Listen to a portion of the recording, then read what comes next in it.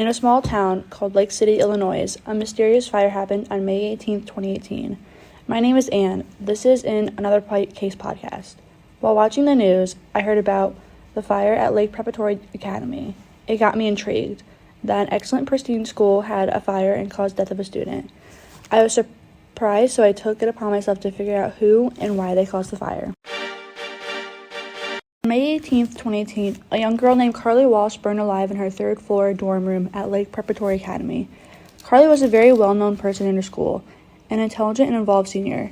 Carly came from a wealthy background. She was the captain of the girls' soccer team for 2 years and was part of the mock trial and science Olympiad teams at school. Carly was the type of girl who people liked. She always organized study groups with her friends and bought them all pizza. This is just a bit about Carly. Now let's talk about the night when she died. On May 18, 2018, Carly burned alive in her dorm, with only one faithful witness to the fire, her best friend Dakota Pope. Dakota was a senior along with Carly and is planning on attending college. Dakota was the only witness to the fire because she was there and was lucky enough to escape from the fire. She named a person who she thinks did it, but he said something different. 2 stories, but who is telling the truth? I talked to Dakota over the phone, and here are some of the things she had to say. My name is Dakota Pop. I just graduated from Prairie Lake Preparatory Academy this is spring, and I will be attending to Rowling College in Florida this fall. I'm so excited. Rowling has a beautiful campus and small classes, and they are giving me a scholarship.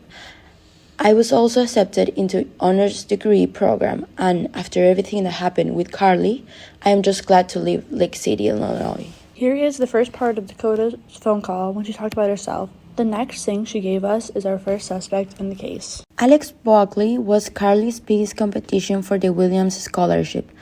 Alex was on the scholarship to Prairie Lake and retained to the top spot in our class for most of the 3 years. After what Dakota has told me, it's getting me to think that Alex Buckley might have caused the fire, but why did he do it?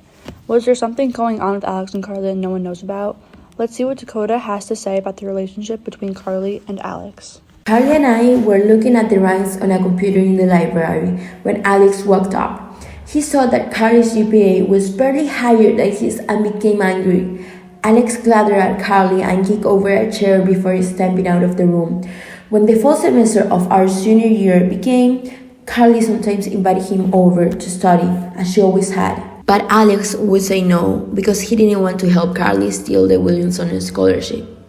And if she's the best, she should be able to ace the test without my help. As the year went on, Alex's comments became more and more aggressive, and I started to feel a little bit uncomfortable being around him. As we can tell, there's a lot of anger coming from Alex towards Carly.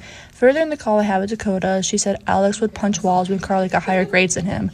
Still, one thing that I questioned when talking to Dakota is that I didn't ask, did she make any of this up because she was friends with Carly and only wanted someone to blame because she lost her best friend and just wanted answers? I called Dakota the next day after I first talked to her, and this is what we talked about the night of the fire. Carly's hard work paid off. Going into finals exams in May, Carly had all A's and Alex was on the average of getting a B in an AP calculus. Carly tried to be nice about it, and she even invited Alex to a math and science study group in the room in Lincoln dorm the Friday before finals. But unsurprisingly, Alex turned down the invitation because it might hurt Carly. Alex wasn't the only one to decline the invitation though. Everyone Carly invited bailed to go to the finals dance instead. It is a huge tradition, like prom, but even better. It starts at 9 and ends at midnight. If it's a huge event, why didn't Carly go? Carly's leg had been in a cast since she broke it at the first soccer game in April. She said if she couldn't dance, she might as well study. I didn't want her to be stuck alone, so I say I will come to study too. At this point, Dakota was starting to get upset. You could hear it in her voice. So I told her I would call her tomorrow to talk more. I still wonder a few things. If Carly was such a nice girl, then why would this happen to her? Is there another person who would have hatred for Carly? I hope to ask some of these questions tomorrow. Hey Dakota, how are you? I am good. How about you? I'm working through life right now, so let's get into this. What happened the night of the fire? Okay, it was May 18, 2018. I go to Carly's dorm room, 3rd floor, just after 9 p.m. Everyone else has already left for the dance. Okay, what happened when you got to Carly's room? We ordered a pizza, grabbed some sodas from the vending machine, and got to work. By about 10:55 p.m., we had finished the pizza and we were getting a little bit tired of studying. Carly was sitting at her desk in the far corner nearest the door, while I was on the other side of the room, beside the window.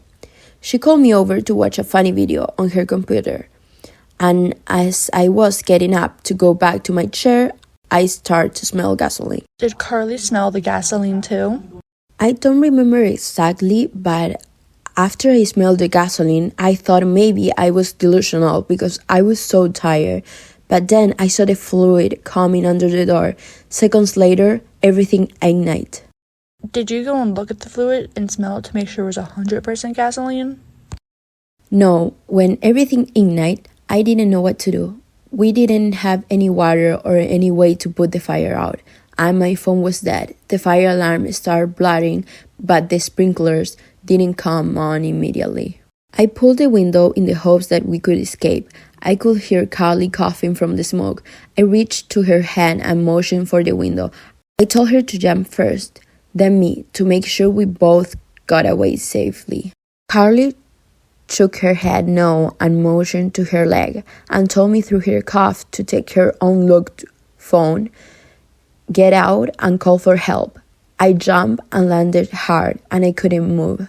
Panicking, I looked around for someone to help me, and I saw a person walking rapidly away from the dorm towards the parking lot. A few days later, when I got out of the hospital, I heard that Alex Buckley was arrested for Carly's murder. Some people thought that it was Todd Larkin, but... Wait. Who is Todd Larkin? Carly's ex-boyfriend.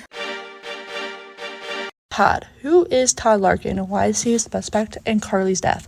The next audio recording is Dakota telling us a little bit about Todd. Todd was a year older than Carly and I, and he dated her for half of our sophomore and most of our junior year. At first, Todd seemed perfect. He was controlling like that in most of the aspects of the relationship. He would get mad at her for speaking to or texting other guys. Sometimes I noticed bruises on Carly's arm. When we came back to school in the fall, the bruises were back. This time, she admitted it was Todd. Who caused the murder of Carly? Was it Todd or Alex? Find out next time on In Another Podcast.